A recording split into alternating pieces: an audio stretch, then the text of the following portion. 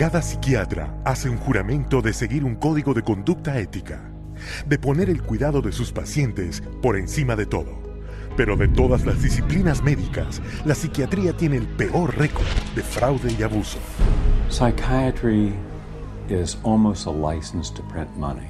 If a doctor were clever enough, and many of them are, there's no reason that they couldn't make at least $500,000 a year fraudulently and get away with it in psychiatry. I don't purport to have deposed every psychiatrist in Las Vegas. I can tell you for a fact I haven't. Maybe I've deposed half. And by and large, they were a dishonest, deceitful, lying bunch of people.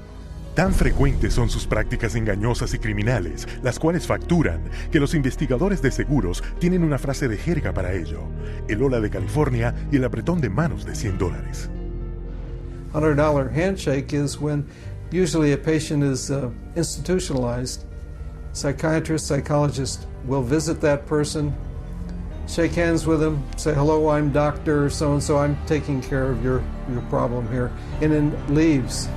They might have 10 or 20 patients there. They bill an hour for each one, and they might be in the hospital for a total of 30 minutes. So 20 patients, 20 hours, and they'd send the bills off to Medicaid. We see that most of the victims of recovered memory therapy were women who had excellent health insurance, whether it was government insurance or private insurance, because many insurance policies wouldn't pay for this kind of long-term nonsense. So those people were targeted because of the nature of the insurance that they had. Cada año, la industria psiquiátrica de Estados Unidos defrauda al gobierno y a las aseguradoras privadas por $40 mil millones usando cualquier medio posible para engañar al público.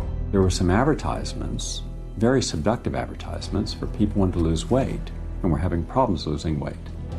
And they would be given, all expenses paid to go to a particular spa. But when they got to this spa and went in and signed in, it wasn't a spa, it was a psychiatric center. And then they couldn't get out. What instead they received massive doses of mind-altering drugs, and they were kept for a lengthy period of time, and their insurance carrier was billed tremendous amounts of money for something that was unnecessary. Pero sus mentiras van más allá del pabellón psiquiátrico y hasta los tribunales, donde como testigos pagados dirán cualquier cosa para cobrar sus honorarios.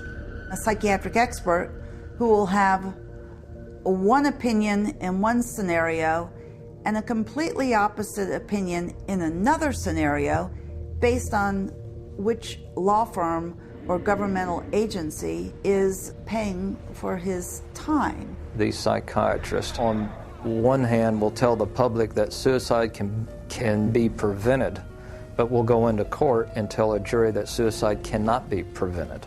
And then once you show his prior inconsistent statements, you also show that he is paid very well by pharmaceuticals, then the jury says, you know what, we're not so sure about you because you just lied to us.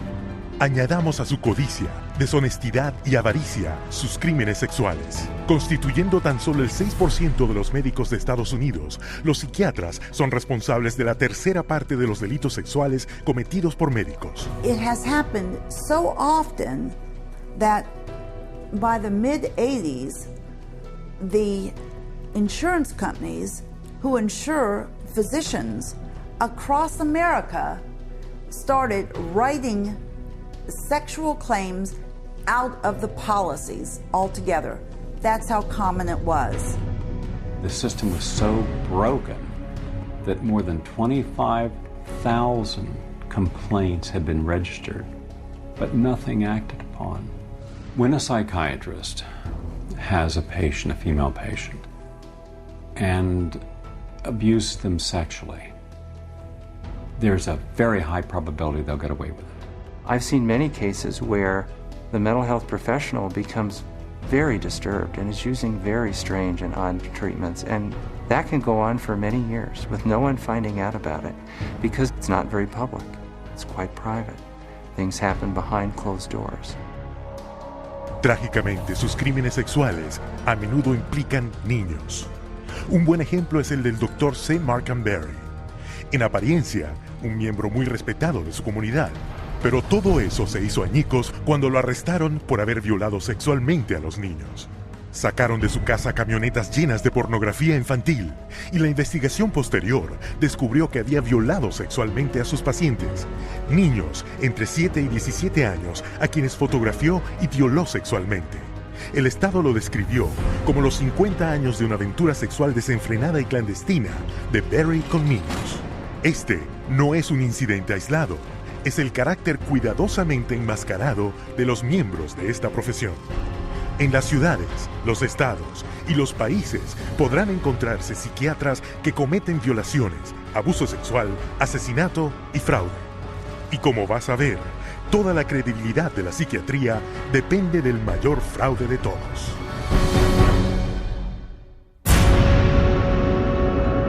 I was diagnosed with a chemical imbalance, manic depression. They diagnosed me with having ADD. He told me I had conduct disorder, ADHD, mild depression, Major depression. manic depressive, borderline personality disorder, compulsive social disorder, anxiety, depression, and schizophrenia, ADHD, sleep disorder, identity problem disorder.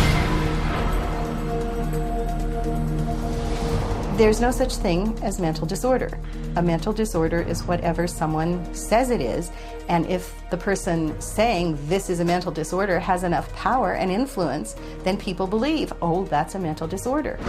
Pero no se puede tener poder o influencia sin credibilidad. Así que la psiquiatría fabrica la suya. It's based on a grab bag of checklists for disorders that are published in a book called the DSM, which is the Diagnostic and Statistical Manual. There are no statistics in this book, by the way. That just makes it sound more scientific. They create this cluster of disease, and they get together and they vote. Is this a disease? All in favor, say aye. It's marketed as a scientifically based document.